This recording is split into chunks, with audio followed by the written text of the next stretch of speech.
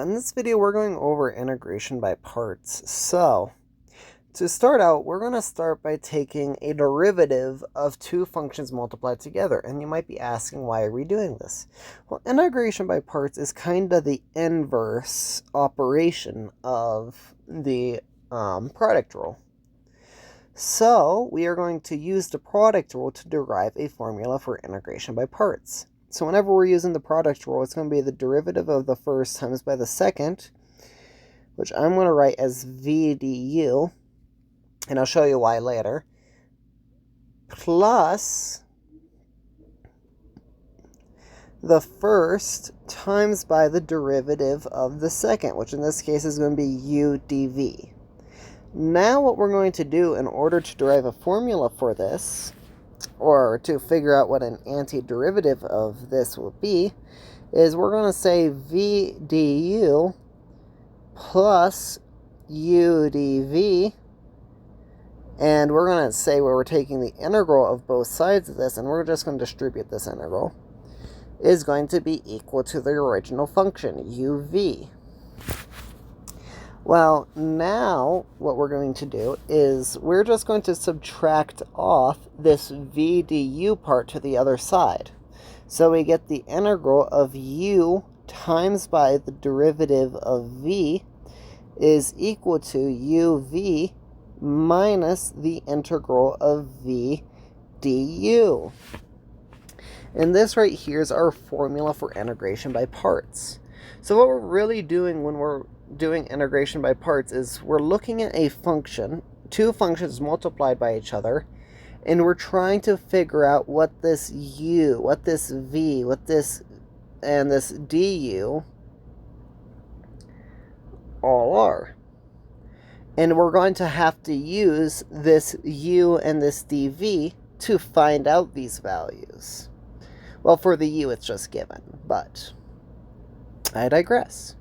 So now starting out, we have the integral of u e to the negative y.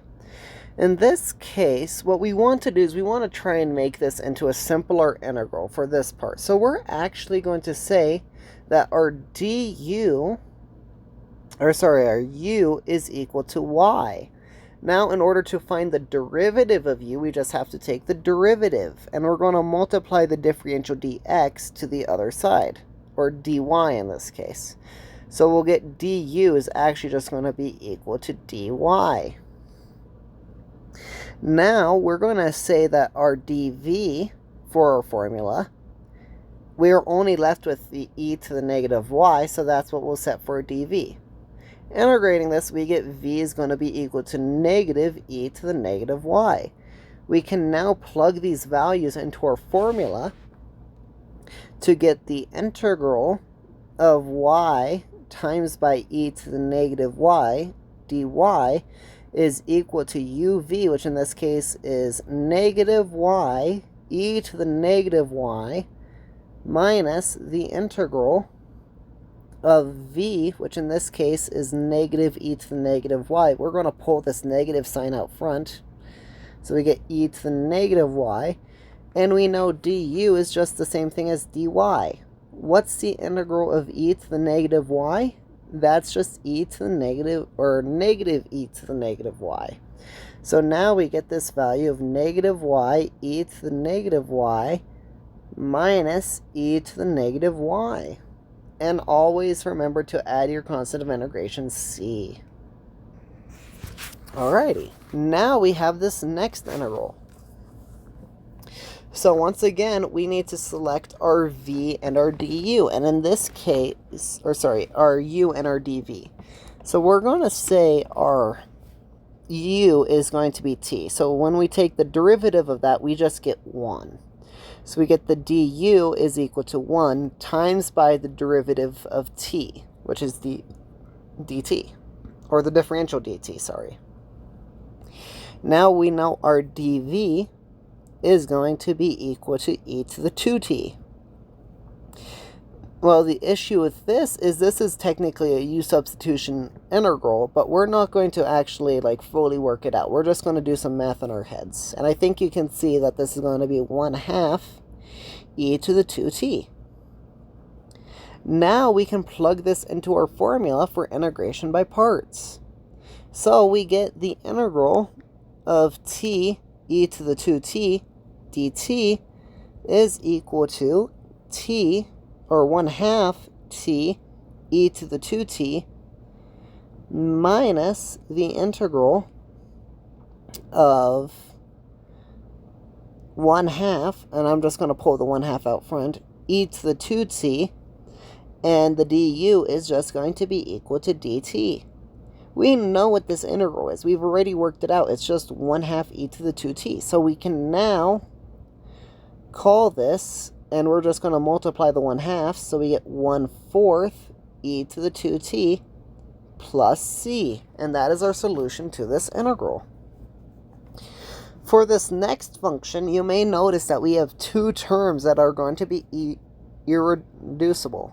So what we're going to do is we're just going to pick one at random, and this might be a trial and error case, but there is also a special case scenario that might pop out of this, which I will show you if it does.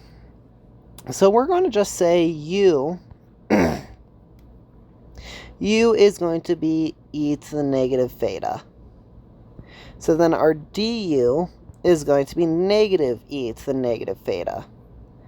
Our dv then must be guaranteed to be cosine of 2 theta. If we integrate this, we get 1/2 sine of 2 theta. Alright. Now we just have to plug into our formula. So we now have this is equal to e to the negative theta times by our v, which is going to be 1/2 sine of 2 theta minus the integral. This du is actually still going to be there. And in fact, this is du d theta. So we're going to bring this minus sign that's in front of that out front, but we're going to keep the v inside there. So we get, actually we're going to pull out the 1/2 as well. So we get 1/2 sine of 2 theta times by e to the negative theta d theta. Well, oh no, this integral looks shockingly similar to this integral. And it does not have a simple derivative or integral that we can take. So what we're going to have to do is integration by parts again. So in this case, we're going to just say our u, or let's just use the exact same u again. So we're going to say u is going to be e to the negative theta. So then our du is going to be negative e to the negative theta d theta. Our dv must be equal to negative to sine of 2 theta. Not negative, sine of 2 theta. So then our v must be, whenever we integrate this, we're going to get negative cosine of 2 theta times by 1/2. Okay, now we just have to substitute this into our formula again.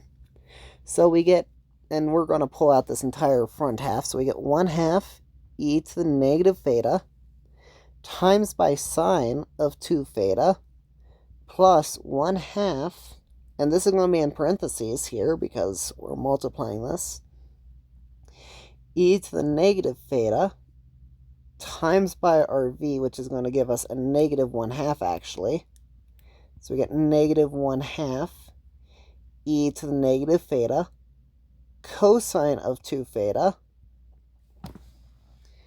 minus the integral of v, which we're actually going to just pull out the, well, actually, whenever we pull this out, let's see, this will be a negative times by negative times by negative. So this is going to be negative 1/2 on the outside, e to the negative theta cosine of 2 theta. Cosine of 2 theta d theta. Well, we're going to do a small bit of algebra work here. So we are left with 1/2 e to the negative theta times by sine of 2 theta plus, or really minus 1/4. We're going to distribute this 1/2, so it becomes e to the negative theta cosine of 2 theta minus 1/4 e to the integral of e to the negative theta cosine of 2 theta d theta. Well, what is this expression here equal to? This is the same thing as e to the negative theta cosine of 2 theta. So now we have to subtract this expression over to the other side, or the integral of, sorry. And we're going to actually be able to solve for our solution. Or really add this over. So we get 5/4 e to the negative theta cosine of 2 theta, integral of d theta is equal to 1/2 e to the negative theta sine of 2 theta minus 1/4 e to the negative theta cosine of 2 theta. Now we just have to multiply each side by the reciprocal of this, which is 4/5. So we get the integral of e to the negative theta cosine of 2 theta d theta is equal to 4/5 times by 1/2 e to the negative theta sine of 2 theta. I don't know why I forgot this 2 theta up there, but it is 2 theta minus 1/4 e to the negative theta cosine of 2 theta and end the bracket. And this is our solution for this integral. Kind of a messy one, isn't it? All right. Now we have the integral of x to the power of 3/2 times by the natural log of x. We're going to say our u in this case is natural log of x, since we know it's integral, or its derivative. So then our du in this case, not our du, our dv needs to be x to the power of 3/2. We can now take the derivative of both sides of this. So we are going to get du is going to be equal to 1/x. That's going to be dx over x. Okay, now we're going to solve for v here. So we get v, we raise the power by 1 and then multiply by the reciprocal, which is going to give us 2/5.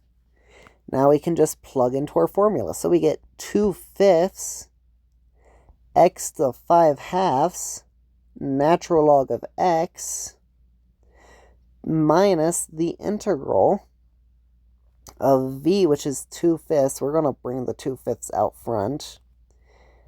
X to the power of 5/2. All right. Over x to the negative 1 dx. We can now evaluate this integral. So we get 2/5 x to the 5/2 times by the natural log of x. Whenever we have two things multiplied, this is the same thing as adding them, which would be adding a negative 1. So that would give us an x to the power of 3/2. So we now get 2/5 times by the integral of x to the power of 3/2 dx. This is going to give us 2/5 x to the 5/2 times by the natural log of x. The integral of x to the power of 3/2 is going to be x to the power of 5/2 times by 2/5. So we can pull the 2/5. So we get 2/5 times by 2/5 times by x to the power of 5/2. These just become 4 25ths.